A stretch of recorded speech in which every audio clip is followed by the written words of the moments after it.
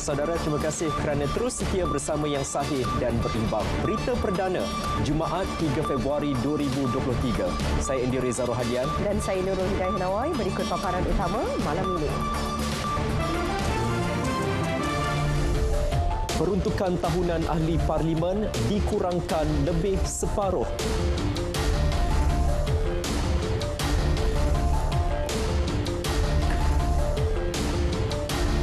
Evolusi media sosial berjaya sampaikan maklumat lebih cepat.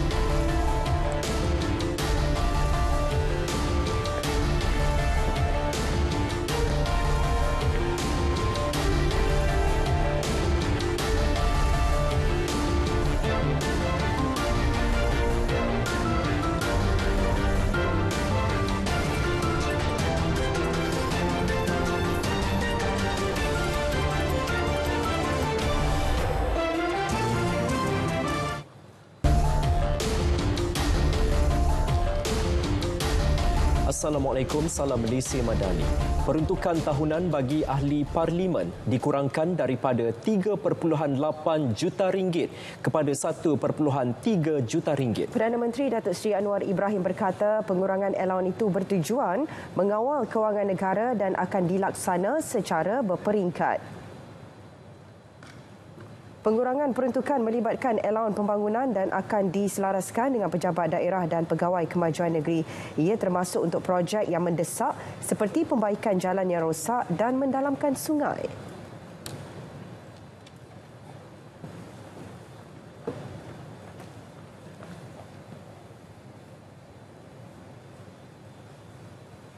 Ahli parlimen bersanggup kurangkan, walaupun bukan sumbangan pribadi, ini sumbangan pembangunan yang diselaraskan oleh parlimen dan pejabat daerah. Jadi bagi satu mesej tentang keperluan kita mengawal kewangan negara. Kerana ini projek yang mendesak, kadang surau rosak atau jalan ataupun beberapa isu korek sungai. Jadi ada hal-hal yang saya rasa penting kita boleh pertimbangkan. Perdana Menteri menjelaskan jumlah peruntukan itu akan dinilai semula apabila keadaan ekonomi negara bertambah baik pada masa akan datang. Beliau berkata demikian di Port Dickson. Sebelum itu, Perdana Menteri sempat meluangkan masa selama kira-kira 40 minit menjamu selera dan beramah mesra dengan masyarakat setempat. Beliau kemudiannya menunaikan solat Jumaat bersama 1,500 jemaah di Masjid Kariah, Bagan Pinang.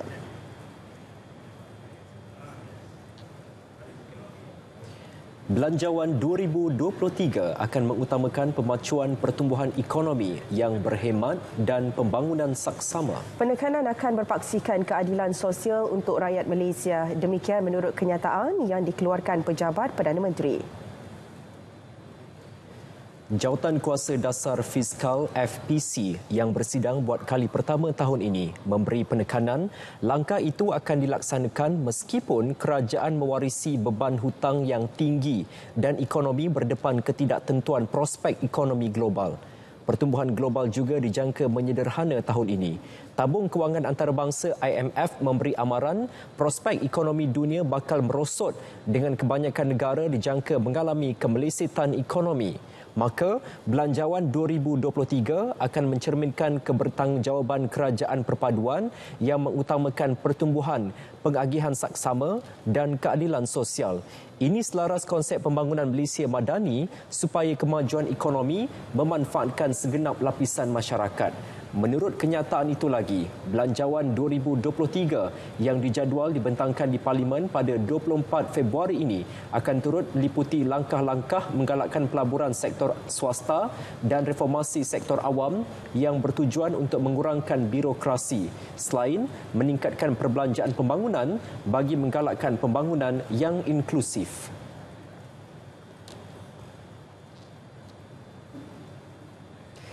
Saudara, evolusi media sosial dilihat berjaya menyampaikan maklumat kepada rakyat dengan cepat dan pantas. Bagaimanapun, sekiranya tidak dikawal, ia boleh menyebabkan berita palsu turut tersebar di akar umbi hingga mengganggu gugat perpaduan negara. Menteri Komunikasi dan Digital Fahmi Fadzil berkata perkembangan media sosial tidak seharusnya dilihat sebagai kekangan kerana ia ada kesan baik dan buruknya.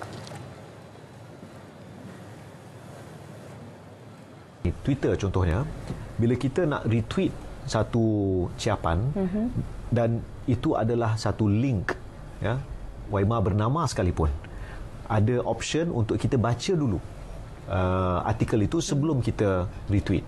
Ini bagus sebab sebelum kita share, kita kena simak. Dan kita tak nak maklumat yang palsu, yang tidak sahih, yang boleh merosakkan perpaduan, yang boleh menimbulkan ketegangan. Itu diguna pakai dan disalahguna oleh pihak-pihak yang tidak bertanggungjawab. Beliau berkata demikian ketika ditanya mengenai kesan TikTok berbanding aplikasi media sosial lain dalam program Ruang Bicara di Wisma Bernama.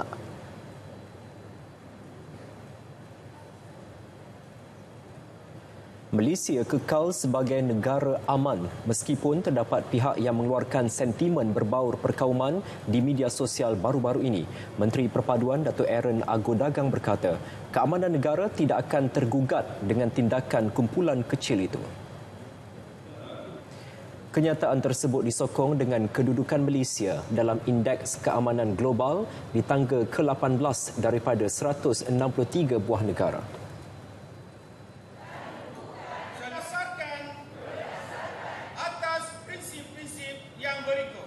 Setakat ini, ya, ini jadi masalah sebab yang the small population itu yang kadang sekali-sekala membuat kacau bilau yang akan menjejaskan perpaduan negara kita. Ya. Tapi kalau kita melihat di Malaysia, I think it is not a big issue lah. Ya. Tapi masih juga kita perlukan sebab publicity kita di luar negara itu kadang-kadang dia tidak berapa menjuruskan, tidak berapa bagus bagi kita, dan itulah kita mesti tangani. Sementara itu, lebih 30 individu disenarai ahli jawatankuasa keharmonian di antara penganut agama. Jawatankuasa membabitkan semua agama di Malaysia untuk berbincang dan bersemuka. Ia bagi menilai dan memahami perbezaan dan persamaan antara satu sama lain.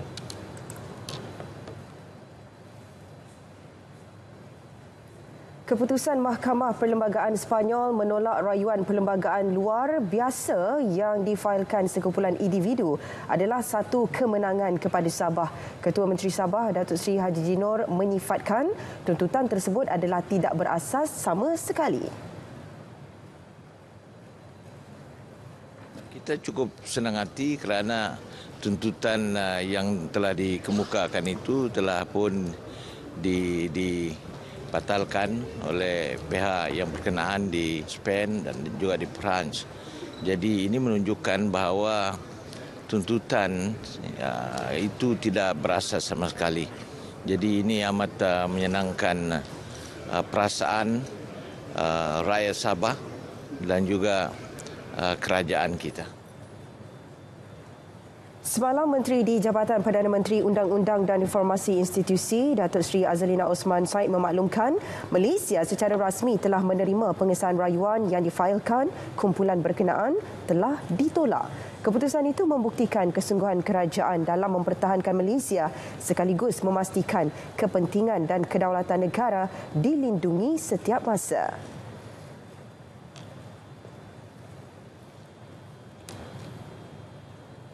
Pakej perpaduan jalur lebar tetap serendah RM69 sebulan menerima reaksi positif orang ramai. Ya, dan pakej yang diumum Kementerian Komunikasi dan Digital KKD itu memberi peluang kepada golongan sasar yang mahu melanggan pakej internet pada harga lebih murah. Alhamdulillah, dengan berita yang kita tahulah diumumkan tu dengan data RM69 kan, alhamdulillah bolehlah membantu sedikit sebanyak pasal dia unlimited, so memberi kepada impak pada rakyat yang kurang berkemampuan tetapi ingin memiliki data, so insyaallah alhamdulillah boleh sangat-sangat membantulah. So this should definitely help the rakyat, especially those who needs to use the Wi-Fi as like student. And also the people have lower salary. Bagi saya sebagai wheelchair user OKU, dia sedikit sebanyak membantu golongan yang macam ni untuk dari segi kewangan lah. Ya, sementara itu, pengenalan menu rahmah di 15,000 premis makanan seluruh negara memberi peluang kepada orang ramai untuk menikmati makanan seimbang di restoran dengan harga cuma RM5. Ya, dan ini pastinya membantu mengurangkan perbelanjaan harian golongan berpendapatan rendah dalam mendepani peningkatan kos sara hidup ketika ini. Kita ikuti tinjauan rakan wartawan Rohayu Abdul Wahab di premis makanan sekitar Lembah Kelang. Menu Rahmah merupakan kerjasama sinergi antara kerajaan bersama pemain industri makanan dan minuman yang akan dipeluaskan di seluruh negara dalam masa terdekat. Pelanggan yang ditemui menyifatkan inisiatif Menu Rahmah dapat mengurangkan bebanan perbelanjaan harian mereka untuk berhadapan dengan kenaikan kos sara hidup. Mengenai menu rahmah ni, di salah satu dia adalah boleh membantu golongan 40, okey, dan pelajar-pelajar universiti, pelajar kolej, pelajar sekolah. Sebab sekarang pun puratanya kalau kita nak merasa makanan yang sedap lebih daripada RM5. So kalau dia ada buat satu menu RM5 tapi dia portion tu dikecilkan, so kurang-kurangnya semua orang boleh dapat rasa. Menu rahmah ni bagi saya harga dia sangat murah. Kemudian dia affordable lah. Maksud dia macam kalau yang berkeluarga besar ataupun dia sendiri berpendapatan rendah. Jadi bila dia datang sini, dia bawa anak dia ramai-ramai pun tak apa. Sebabnya menu untuk satu dish tu saja RM5 je. Jadi kalau anak dia ramai pun baru berapa. Jadi menu ramah ni patut disambut baik. Bagi peniaga pula, inisiatif berkenaan dapat merancangkan perniagaan mereka dan membantu menjana ekonomi dengan lebih mampan. Namun, mereka juga berharap agar kerajaan memastikan bekalan bahan mentah yang mencukupi bagi memastikan kejayaan program tersebut. Untuk B40, kita membantu B40 dan kita membantu seruan kerajaan juga untuk menjayakan menu ramah ni. Saya juga harap pelanggan-pelanggan kami tolong menjayakan menu ramah ni seperti memberi kami satu penyangan yang boleh membantu menu ramah ni. I think this is very important. Niat dan inisiatif yang bagus untuk mengisi perut rakyat. Bekalan kena ada. Bekalan telur kalau tak cukup, susahlah kita nak buat menu ramah juga kan. Kalau ayam tak cukup bekalan, susah juga. Jadi saya rasa inisiatif kerajaan ialah memastikan tak payah subsidi, tapi memastikan bekalan itu cukup. Bagi bekalan itu cukup, saya rasa kita boleh adjust. Bagi golongan peniaga, mereka menyokong hasrat murni kerajaan bagi menghasilkan ekonomi yang lebih mampan. Dalam pada masa yang sama, dapat membantu rakyat menikmati makanan yang lebih berkhasiat dan berbaloi. Pastikan ada logo menu rahmah dan anda boleh membuat pilihan. Rohayu Abdul Wahab untuk Berita RTM. Ya, program menu rahmah juga bakal dilaksana di institusi pengajian tinggi dalam tempoh terdekat. Komitmen dinyatakan Menteri Pengajian Tinggi Datuk Seri Muhammad Khalid Nordin. Bagi tujuan itu, KPT sedang bekerjasama dengan Kementerian Perdagangan Dalam Negeri dan Kos Sara Hidup KPDN.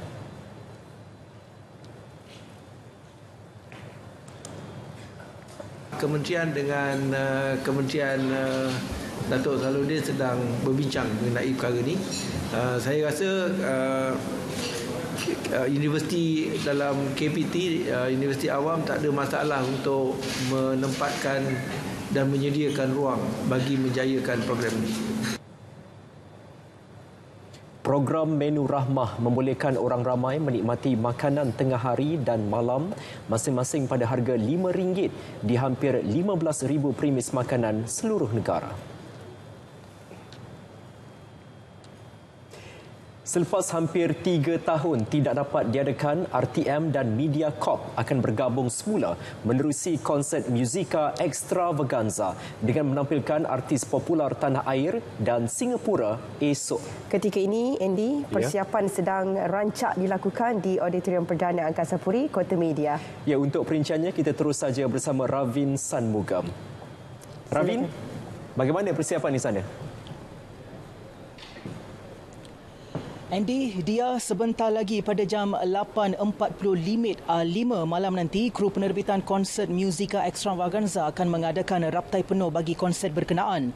Konsert diadakan secara langsung esok pada pukul 8.30 malam dan penonton boleh menonton menerusi dua stesen iaitu TV2 dan Suria Media Corp.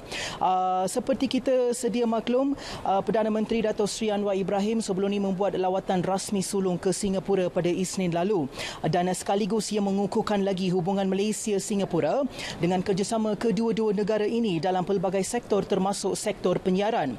Konsert ini juga merupakan acara penutup kepada penganjuran mesyuarat jawatan kuasa bersama JCM ke-6 bidang penerangan dan komunikasi bagi kedua-dua negara dengan Malaysia menjadi tuan rumah pada kali ini.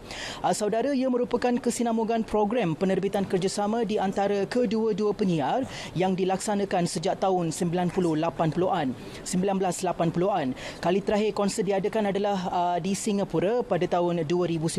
Selepas 2019, tidak dapat diadakan berikutan penularan COVID-19 dan konsert Musika Extravaganza kembali menghiburkan kita selepas 3 tahun tidak diadakan. Baik, untuk mendapatkan perincian itu, perincian persiapan akhir bagi konsert berkenaan, ketika ini saya bersama penerbitnya, Rashidah Ali. Baik Rashidah, terima kasih kerana bersama dengan kami menerusi berita perdana pada malam ini. Mungkin Rashidah boleh kongsikan bagaimana persiapan akhir bagi konsert ini diadakan ketika ini? Okey, bagi persiapan akhir untuk konsert Musika Extravaganza kali ini, sebenarnya secara keseluruhan dah hampir 80%. So, apa yang kita lihat pada malam ni pun akan berlangsung sebentar saja lagi, latihan penuh untuk konsert Musika yang mana kita akan membuat latihan penuh kepada keseluruhan konsert. Ini merupakan konsert yang sangat dinanti-nantikan. Difahamkan sejak 3 tahun tidak diadakan akibat penularan pandemik COVID-19. Maka program ini diadakan selepas 3 tahun. Maka apakah keistimewaan konsert yang diadakan esok? Okey, baik. Benar, 2019 adalah kali terakhir diadakan Musika Extravaganza yang berlangsung di Singapura dan kali ini diadakan di Malaysia, yang mana istimewanya pada kali ini apabila kesemua pemain industri kreatif tanah air bergabung di atas satu pentas, artis Malaysia dan Singapura, penari Malaysia, pengacara, semua berada di atas satu pentas yang sama. Antara artis yang menarik akan membuat persembahan Datuk Ramli Sarip, ada Datuk Khatijah Ibrahim, Hil Husaini, Rahila Rashun dan ramai lagi dari kedua-dua negara. Baik, terima kasih Rashidah dan tahniah juga untuk kru penerbitan anda untuk mengadakan program ini. Okey. Untuk program ini saya mengharapkan sesuatu yang baik dan saya harap dapat menyajikan sesuatu yang baik kepada penonton juga di kedua-dua negara, dan saya berharap hubungan silaturahim di antara Singapura ini akan berpanjangan hingga masa-masa yang akan datang. Baik, terima kasih Rashidah. Untuk pengetahuan anda, konsert ini akan diadakan secara bergilir di Singapura dan Malaysia, dan untuk tahun ini Malaysia menjadi tuan rumah. Tidak ketinggalan gabungan pemuzik orkestra RTM di bawah pimpinan Luqman Aziz dan pemuzik Singapura yang dipimpin oleh Syawal bakal meraihkan keindahan kolaborasi seni kedua-dua negara menerusi Musika Extravaganza. Baiklah, itu sahaja perkongsian saya dari auditorium perdana. Di sini kita kembali ke studio bersama rakan penyampai kita, Andy dan Dia. Andy, Dia, silakan. Baik, terima kasih Ravin untuk perkembangan persiapan akhir Musika Extravaganza. Kita berehat seketika, kembali selepas ini. Dua negara. Apa khabar semua? Persembahan istimewa artis-artis Malaysia dan nyanyian memukau bintang-bintang Singapura. Diceriakan oleh Nabila Huda dan Suzairi Sumari di atas satu pentas demi satu irama. Rock and roll Singapura. Nyanyi bersama ya. Saksikan secara langsung Musika Extravaganza Sabtu 4 Februari 8.30 malam. Dibawakan kepada anda. Terbaik hanya di TV2. Bertemu kembali. Thaipusam, salah satu perayaan utama yang diraih penganut Hindu di seluruh dunia, dan di Malaysia dia, sambutannya tahun ini pastinya lebih meriah memandangkan negara sudah pun berada dalam fasa peralihan ke endemik. Persiapan menyeluruh sudah dilaksana pihak berkaitan bagi memastikan kelancaran untuk sambutan. Jadi kita ikuti tinjauan bersama rakan wartawan Mohan Chinasami di Kuil Sri Subramaniam Batu Cave, Selangor.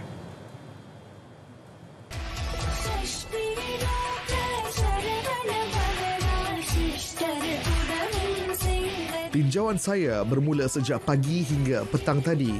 Suasana di kuil ini sudah mula sesak dan sibuk memandangkan Thaipusam akan disambut 2 hari lagi. Gerai-gerai jualan di dalam dan luar kuil kembali dibuka selepas operasi perniagaan tidak dibenarkan pada sambutan Thaipusam tahun lalu. Pada Thaipusam kali ini, para peniaga gembira dengan kelonggaran yang diberi dan peluang untuk mereka menjana pendapatan lebih tinggi. Okey, peran Thaipusam ini kita pun pas 2 tahun kita tak berniaga pasal COVID. Kita dapat berniaga, tapi tahun ini kita dapat berniaga. Kita pun nampak ramai pengunjung dari warga from overseas, pelancong semua datang.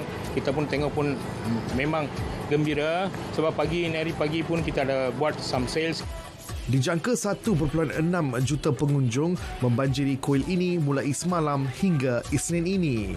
Mereka bukan sahaja terdiri daripada penganut Hindu, malah pelancong yang teruja mahu menyaksikan keunikan perayaan itu.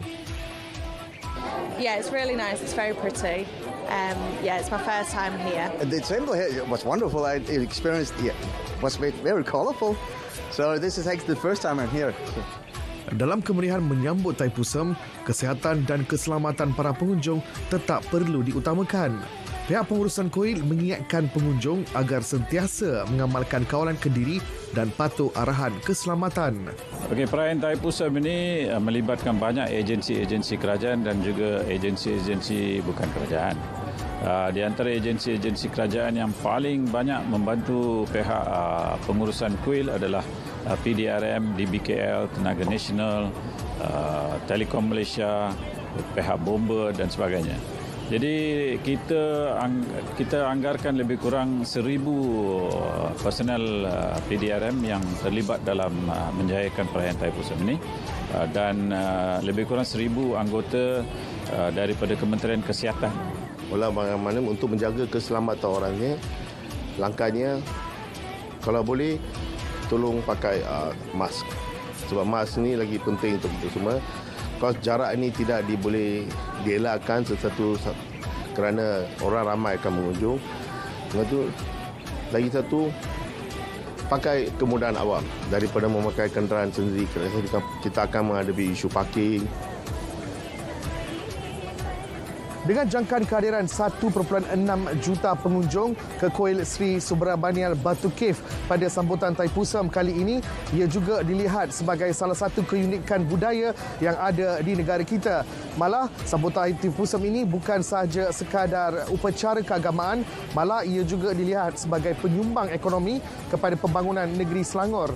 Pada masa sama, pihak pengurusan kuil juga tetap mengutamakan SOP daripada aspek keselamatan dan kesihatan pengunjung, terutama pelancong dari dalam dan luar negara yang berkunjung ke sambutan Hari Thaipusam di lokasi ini. Apapun, kita tetap utamakan kesihatan dan keselamatan kita ketika berada di lokasi seperti ini. Mohan Chinasami, RTM.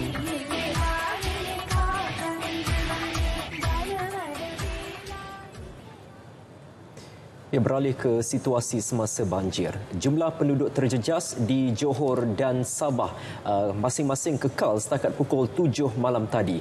Di Kedah, 1 PPS dibuka susulan banjir kilat di Bandar Baharu dan Yan petang tadi. Di Serian Sarawak pula, 2 pusat pemindahan sementara PPS dibuka menempatkan 180 penduduk. Berikut perincian penduduk terjejas mengikut negeri.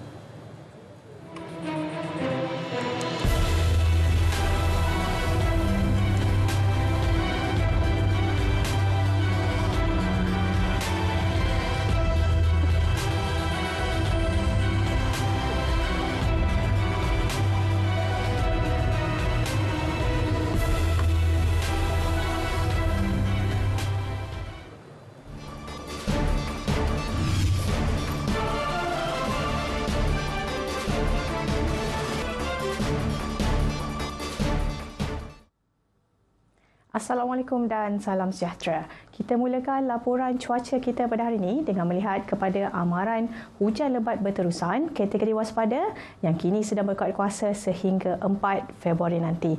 Amaran ini melibatkan bahagian barat dan tengah di negeri Sarawak. Oleh itu, penduduk-penduduk di kawasan amaran diminta untuk sentiasa berhati-hati dan cakna dengan segala amaran yang bakal dikeluarkan oleh pihak kami dan juga pihak berkuasa tempatan, terutamanya yang kini sedang menetap di kawasan yang berkedudukan rendah. Baiklah, kita teruskan dengan tinjauan cuaca semasa bagi Semenanjung Malaysia. Pada ketika ini, hujan kini sedang berlaku di 1-2 tempat melibatkan hampir keseluruhan negeri di Semenanjung. Namun keadaan cuaca bagi negeri-negeri di pantai timur dijangka boleh berlarutan sehingga kelewat malam nanti. Manakala bagi keadaan cuaca di negeri-negeri pantai barat dijangka boleh berlarutan sehingga ke awal pagi nanti. Manakala bagi negeri Sabah dan juga Sarawak, hujan kini sedang berlaku di 1-2 tempat melibatkan bahagian barat, tengah dan utara di negeri Sarawak, juga melibatkan bahagian sandakan di negeri Sabah. Dan keadaan ini dijangka boleh berlarutan sehingga kelewat malam nanti, kecuali di bahagian barat dan tengah negeri Sarawak dijangka berpotensi untuk berlarutan sehingga ke awal pagi nanti. Baiklah, sekian sahaja laporan cuaca kita pada hari ini. Jangan lupa untuk ikuti kami di laman sesawang Facebook, Instagram, Twitter dan juga YouTube untuk mendapatkan info yang sahih dan terkini daripada kami. Saya Anis Nabila Muhammad. Assalamualaikum dan salam sejahtera.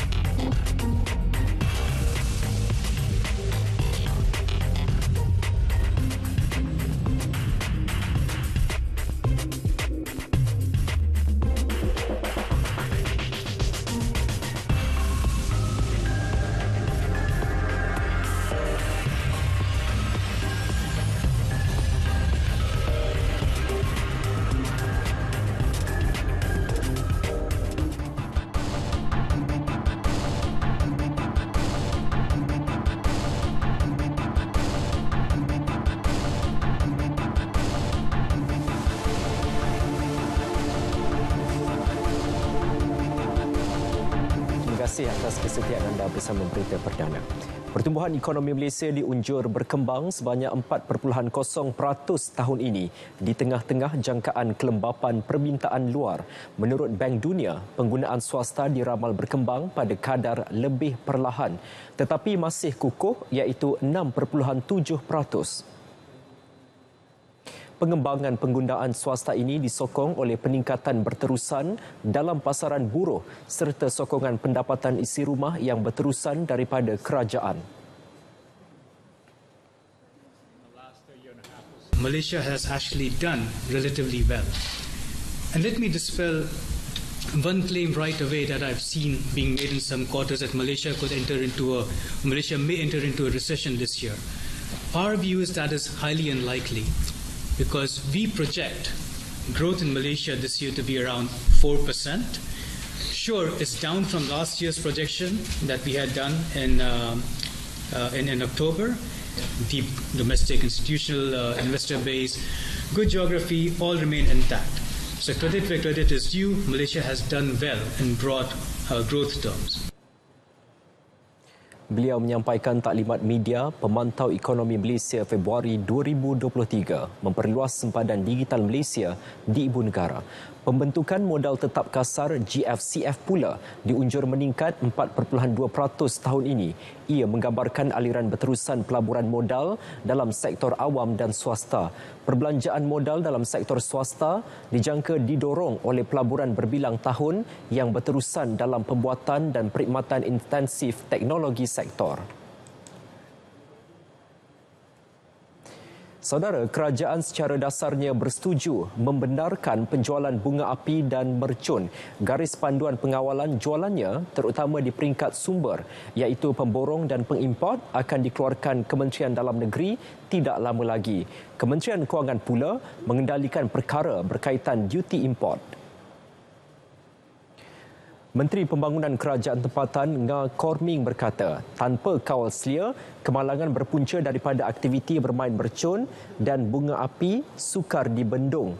Malah keuntungan daripada penjualan mercun dan bunga api itu akan dikaut sindiket yang membawa masuk produk tersebut ke negara ini secara haram. Pada permohonan lesen, import, duty dan juga peraturan garis panduan. Kerana kita tahu pembakaran mercun dan bunga api ini kini menjadi amalan seluruh rakyat Malaysia.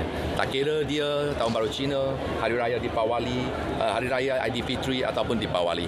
Maupun Christmas pun sekarang orang buat mercun.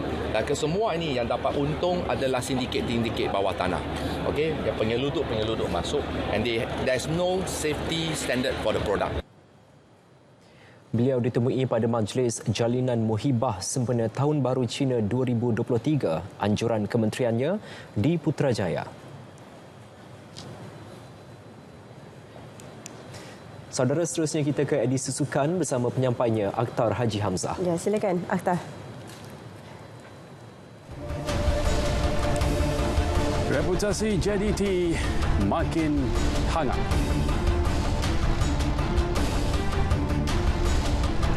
Gozi Fei dapat gandingan baharu.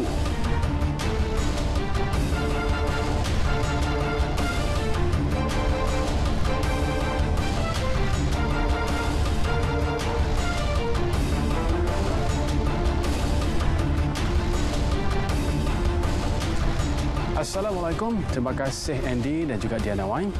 Kita mulakan dengan perkembangan bola sepak. Reputasi kelab bola sepak Johor Darul Ta'zim JDT tidak dinafikan semakin dikenali bukan sahaja di Asia, malah juga di benua Eropah. Terbaru, juara 10 kali Liga Super itu terus mencipta sensasi apabila mengejutkan kelab gergasi Rusia Lokomotiv Moskow 1-0 dalam sedi aksi persahabatan pramusim di Dubai. Apa yang menariknya, skuad kendalian Esteban Solari itu menewaskan bukan calang-calang pasukan kerana Lokomotiv Moskow pernah beraksi dalam kempen trofi utama Eropah iaitu Liga Juara-Juara. Pada perlawanan yang berlangsung di Stadium The Seven itu, poin sayap Arif Aiman Hanafi mencuri tumpuan apabila meledak gol tunggal sekaligus memberi kemenangan buat JDT. Pemain paling bernilai Liga Malaysia 2 tahun berturut-turut itu membentuk gandingan serasi bersama Bergson Da Silva dan Fernando Forestieri di samping Juan Muniz bagi mengemudi jentera serangan. Kemenangan itu adalah yang ketiga di lakar JDT selepas mengharungi 4 perlawanan persahabatan di sana. Pada aksi pertama 25 Januari lalu, skuad Harimau Selatan tumpas 0-2 kepada satu lagi kelab Rusia, FC Rostov. Perlawanan kedua menentang kelab Bulgaria FC Levski Sofia pula terpaksa ditamatkan awal akibat pergaduhan ketika JDT mendahului 1-0. Anak buah Solari kemudian menewaskan kelab UAE Fulsan Hispania 3-0 pada perlawanan berikutnya.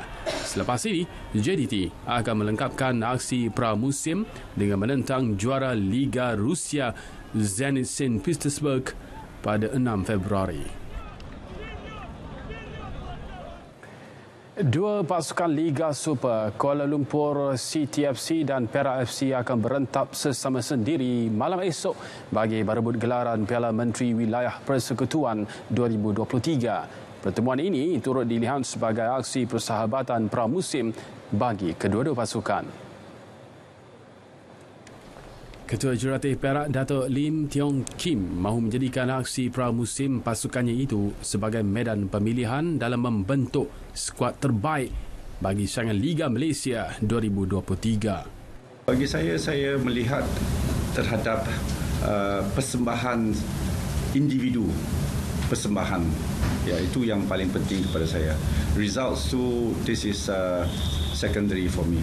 My first thing is performance, players individual performance, ya. Dan selama ini boleh kata memang bagus persembahan mereka, ya. Dan saya tidak ada masalah. Saja mungkin cara-cara kita travelling berlainan sekarang kerana kita travel game day daripada Ipoh ke sini, game day, di mana mereka masih belum menyesuaikan diri mereka dengan cara begitu. Tapi sekarang kita ada masa lagi untuk trial and error. Sementara itu, pengendali KL City Boyan Hodak berkata kesemua pemainnya kini dalam tahap kecergasan terbaik tanpa sebarang kecederaan. Boyan turut mahu anak buahnya mencatat kemenangan pada aksi dengan Perak esok bagi mendapatkan rentak sebelum saingan Liga Malaysia bermula. It's better always to win because every game you win, players become better. So this will be, if possible, win. Second thing is, of course, that there's no injuries and because we are preparing for the season, and I hope that we will give good games so that fans can enjoy, because it will be good preparation for the season. Pada edisi lalu, Negeri Sembilan FC muncul juara Piala Menteri Wilayah Persekutuan selepas menundukkan KL City 2-0. Sementara itu, Selangor FC melangkah ke final kejohanan Piala Harapan selepas menyingkirkan Kedah 6-5 menerusi penentuan sepakan penalti pada Khamis. The Red Giants dijadual bertemu tuan rumah Penang FC dalam penentuan juara. Perlawanan yang berlangsung di Stadium Negeri Batu Kawan itu bermula lewat akibat hujan lebat. Biarpun kedua-dua pasukan kerap melancarkan serangan, namun tiada jaringan dapat dihasilkan sehingga tamat permainan sekaligus mengheret ke penentuan penalti. Perlawanan ini turut mendapat tumpuan ramai peminat apabila menemukan kembali dua bekas tonggak penting Terengganu FC, Nafuzi Zain yang kini mengendalikan Kedah dan anak didiknya Faisal Abdul Halim yang kini bersama Selangor. Dalam satu lagi aksi, Penang FC mara ke final selepas menumpaskan kelab Singapura Gelang International FC 4-0.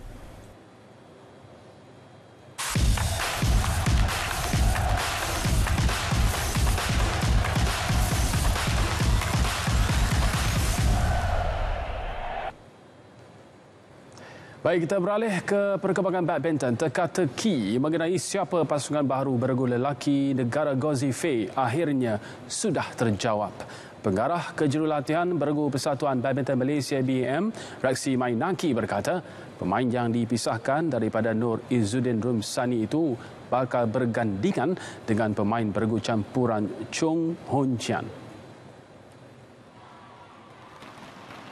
Menurut Reksi, beliau akan menghubungi jurulatih beregu campuran negara Nova Widianto bagi mendapatkan restu Ho Jian dipasangkan dengan Zifei. Jelasnya Zifei yang berperanan sebagai pengatur serangan di dalam gelanggang memerlukan gandingan yang memiliki pukulan kencang seperti bekas pasangannya Nur Izzuddin, dan ciri-ciri tersebut dilihat ada pada Hon Jian. Gandingan Zifei dan Hon Jian juga menunjukkan potensi yang memberangsangkan apabila menumpaskan pasangan negara Man Wei Chong, T Kai Wun pada sesi latihan baru-baru ini. Hon Jian sebelum ini pernah bermain dalam kategori beregu lelaki dan dipasangkan bersama Wei Chong serta pemain beregu campuran negara Cheng Tanji. Dan pada itu, Reksi masih mengunci mulut mengenai pasangan baharu Nur Izzuddin. Sebelum ini, Zifei dan bekas gandingannya Nur Izzuddin nyatakan hasrat untuk berpecah dalam satu perjumpaan selepas digandingkan sejak 2016.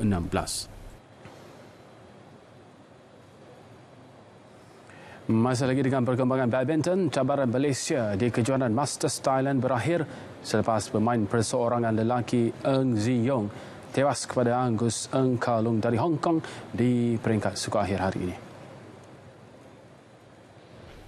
Ziyong yang menjadi wakil tunggal negara gagal berlangkah ke separuh akhir selepas tunduk kepada kehebatan Angus Street. Pemain ranking ke-29 dunia tersebut gagal menemui rentak permainan di set pertama apabila tewas mudah 14-21 kepada Angus. Bagaimanapun, Ziyong bangkit memberi tentangan sengit di set kedua, namun masih gagal mengatasi lawan di ranking ke-18 dunia itu yang menang 22-20. Perkembangan Sukan C ke-32 di Kemboja, Persekutuan Wushu Malaysia WFM berharap Majlis Olimpik Malaysia MOM akan mempertimbang permohonan untuk menyenaraikan kembali 3 atlet senior mereka dalam kategori A. Ini selepas mesyuarat pra pemilihan bersama MOM hari ini meletakkan ketiga-tiga atlet yang beraksi dalam acara tolu itu melalui kategori B. Presidennya Datuk Chong Kim Fat berkata ketiga-tiga atlet tersebut, Wang Weng Sun, Low Ye Ting dan Tan Chong Min merupakan sandaran utama menyumbang pingat buat kontingen negara. Mengapa tak layak? Kerana sampai World Champion 2019 sampai hari ini 2023 tak ada World Champion kerana COVID-19. Sebab kita pun mohonlah kita punya Olympic Council dengan Majlis Sukan Negara dengan ISN, COVID-19 jangkaan masa ni harus di consideration lah. Mesti ada satu sebab dia. Kerana 3 budak ni memang adalah kategori B yang memang kita medalist. Beliau ditemui selepas mesyuarat pra pemilihan Tamasya Sukan C Kemboja 2023. Chong Min sebelum ini pernah meraih emas pada kejuaraan dunia 2019, manakala Ying Ting dan Weng Sun masing-masing memenangi perak dalam edisi sama. Selain daripada itu, Weng Sun dan Chong Min juga berada dalam program Kesukan Asia.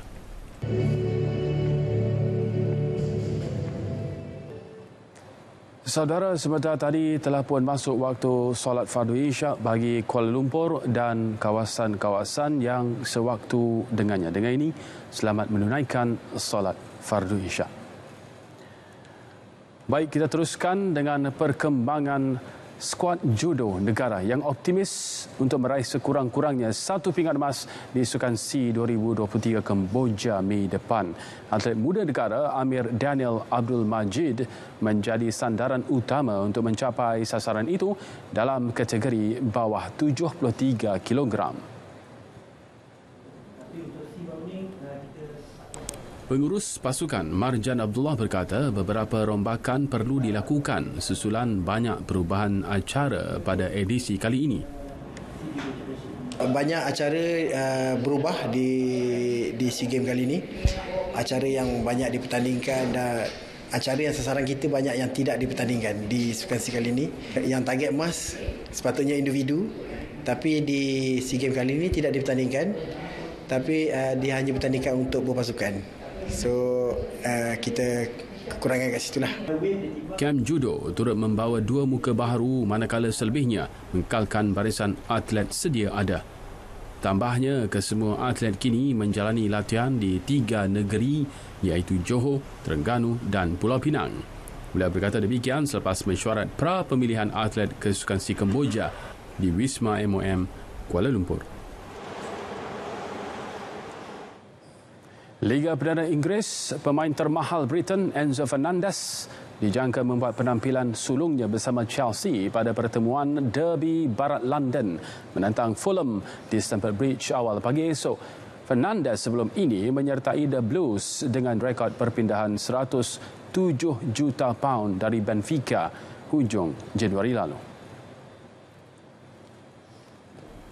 Perancang Argentina itu menjadi pemain terakhir yang dibeli pengurus Chelsea Graham Potter dalam usaha menyelamatkan prestasi pasukannya. Ketika ini, kelab London itu berada di tangga ke-10 Liga dengan 29 mata, 10 mata di belakang Manchester United yang menduduki tangga ke-4. Chelsea telah berbelanja lebih 500 juta pound pada musim pertama di bawah pemilik baharu Todd Boehly. Antara pemain yang dibawa pada musim perpindahan Januari lalu ialah Mikhailo Mudryk, Andres Santos, David Fofana dan Malo Gusto, manakala Joao Felix pula dipinjamkan dari Atletico Madrid. Kini, Potter perlu mengatasi Fulham awal pagi esok untuk memastikan misinya membawa Chelsea layak ke kempen Liga Juara-Juara Eropah musim depan dapat dicapai. Pada pertemuan separuh musim pertama Liga, Chelsea tewas kepada Fulham buat kali pertama sejak 2006. Pendahulu Ligue 1, Paris Saint-Germain PSG akan kehilangan khidmat pemain bintangnya Kylian Mbappe dalam masa sekurang-kurangnya 3 minggu. Menurut kelab berkenaan, penyerang kebangsaan Perancis itu terpaksa berehat panjang akibat kecederaan paha yang dialaminya. Akibatnya, Mbappe akan terlepas aksi pertama pusingan kalah mati Liga Juara-Juara Eropah berdepan Bayern Munich pada 15 Februari ini. Pemain berusia 24 tahun itu mengalami kecederaan ketika membantu PSG menang 3-1 ke atas Montpellier dalam saingan Liga semalam. Pada perlawanan tersebut, dia terpaksa dibawa keluar pada separuh masa pertama untuk menerima rawatan.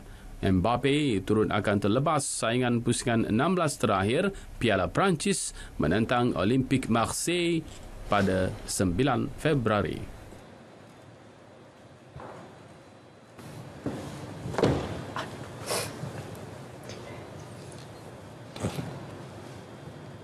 Baik, sekian edisi Sukan 3 Februari. Saya Muhammad Akhtar Haji Hamzah.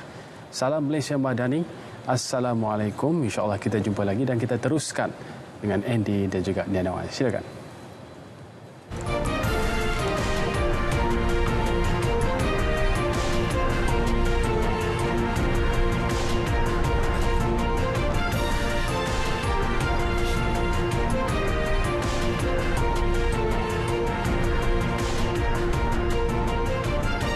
Pentagon mendakwa belon pengintip milik China sedang mengelilingi ruang udara Amerika Syarikat. Perinciannya dalam rangkuman luar negara.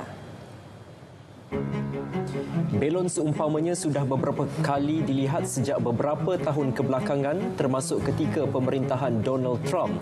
Pasukan ketenteraan Amerika menolak untuk menembak belon berukuran 3 buah bas itu atas faktor keselamatan kerana serpihan yang jatuh berisiko mencederakan penduduk di darat. Malah, ia tidak berpotensi mengumpulkan maklumat yang signifikan. Bagaimanapun, pergerakan belon mata-mata itu terus dipantau dan ketinggiannya terletak jauh di atas laluan udara komersial. Menteri Pertahanan Ukraine Oleksiy Reznikov menjangkakan Rusia akan melancarkan serangan besar-besaran ke atas negaranya pada 24 Februari ini. Pada tarikh tersebut, genap setahun Rusia menceroboh Ukraine. Reznikov turut mendakwa hampir 500,000 tentera Rusia akan digerakkan. Serangan diramal menyasarkan wilayah timur dan selatan Ukraine. Semalam, Presiden Ukraine meminta masyarakat dunia memberi tekanan lebih besar terhadap Rusia.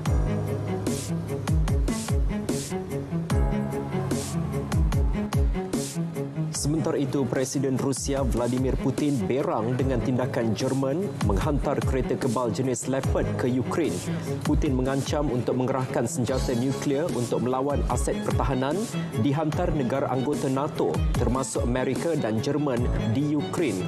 Dalam serangan terbaharunya, Rusia menggempur kediaman penduduk di Kramatorsk hingga meragut 3 nyawa.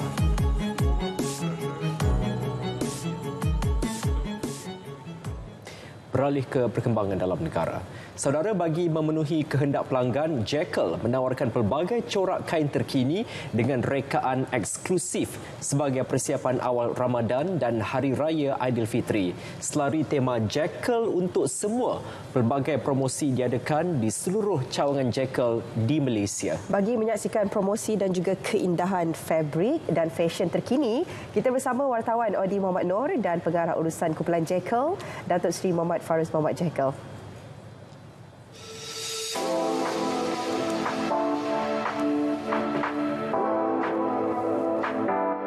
Kenapa saya memilih Jekyll? Sebab number one is how cheap but with the quality. Quality dia sangat bagus dan harga berpatutan. So yang lain lagi variety of kain. Contoh kalau you tengok yang macam dekat internet, kita kan selalu tengok kan baju the expensive stuff, tapi kadang-kadang kita tak mampu. Tapi in Jekyll you could get things sama macam tu. And the best thing is harga berpatutan. And satu lagi, layanan-layanan staff dia sangat baik. So you guys should come here. Actually Jekyll memang dah lama. So I memang selalu datang sini, variety banyak dan harga pun berpatutan. So like you see now pun memang banyak pilihan. So I memang akan dah tawan untuk beli persiapan raya. Dengan pelbagai pilihan kain dan fashion terkini, Jekyll menawarkan pelbagai pilihan yang sesuai bagi semua lapisan masyarakat dan juga seisi keluarga. Antaranya promosi harga sempena Thaipusam bermula Sabtu sehingga Isnin ini. Seperti minggu lepas, cuti 4 hari, kami mendapat sambutan yang benar-benar hangat. So atas permintaan ramai, mereka minta kita extend lagi. So untuk 3 hari cuti Sabtu, Ahad, Isnin ini sempena Thaipusam, kita adakan harga additional discount bagi produk baru. Seperti produk ini yang memang very eksklusif, desainnya juga abstrak.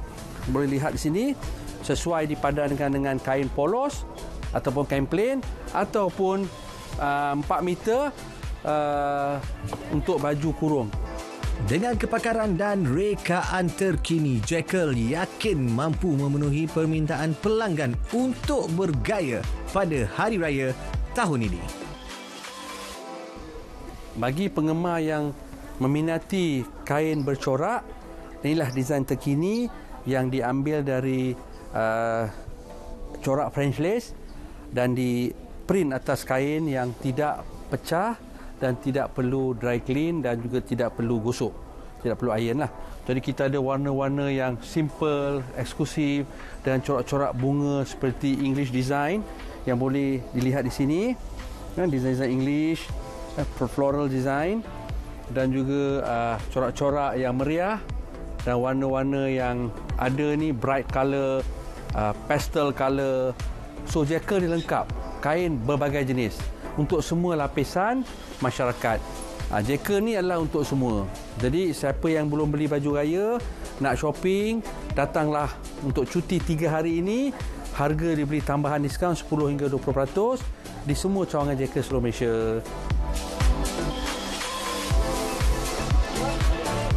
Lebaran bakal tiba. Pelbagai jenis kain yang berkualiti untuk anda seisi keluarga bagi untuk membuat tempahan awal persiapan Hari Lebaran yang akan tiba tidak lama lagi. Ingat kain, ingat Jekyll. Audi Muhammad Noor, RTM.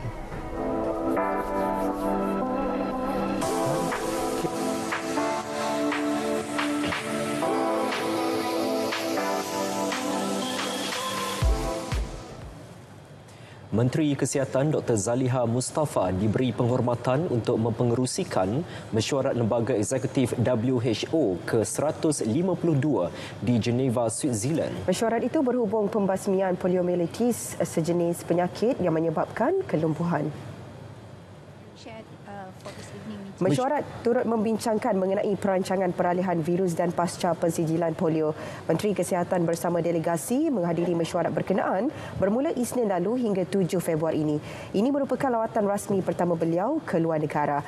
Malaysia telah melantik sebagai ahli lembaga eksekutif WHO mewakili rantau Pasifik Barat bagi tempoh 3 tahun bermula Mei 2021 hingga Mei 2024.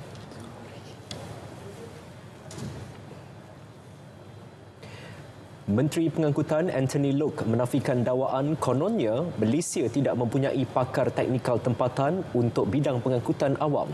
Tegas beliau, negara ini sudah lama merdeka dan telah melahirkan ramai jurutera dan pakar teknikal yang berkebolehan.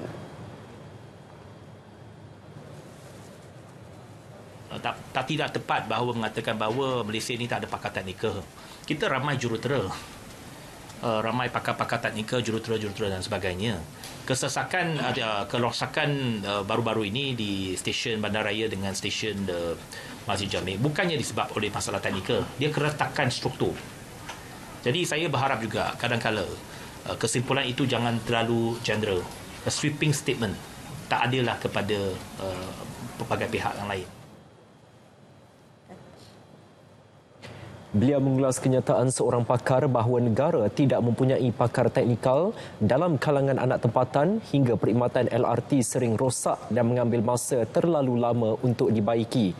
Kenyataan itu susulan isu jajaran perkhidmatan LRT bagi laluan Ampang berdekatan stesen bandaraya yang mengalami kerosakan struktur yang berlaku baru-baru ini.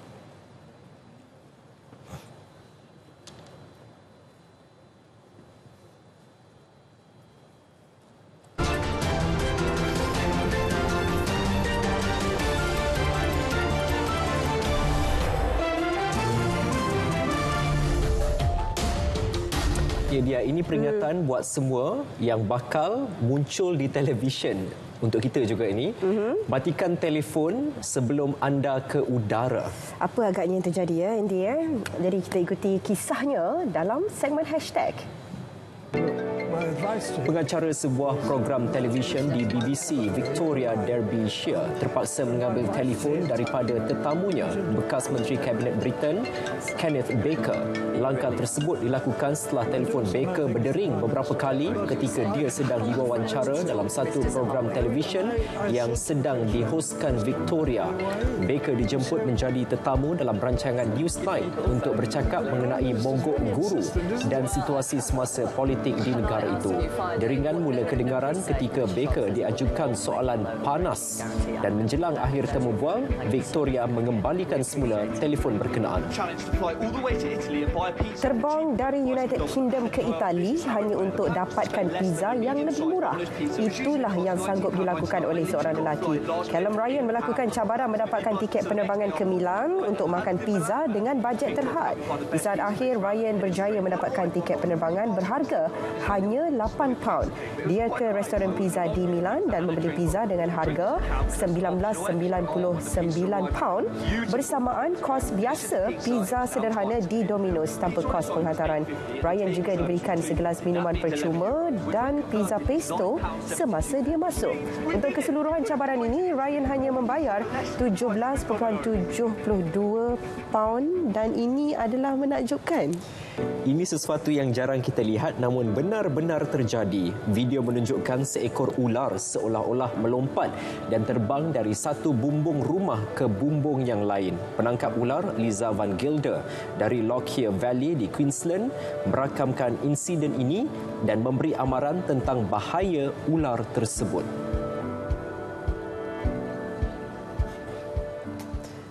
Saudara, paparan hashtag itu tadi menutup tirai berita perdana Jumaat 3 Februari 2023. Yang sahih di RTM dengan ini. Assalamualaikum. Dan salam Lisi Madani.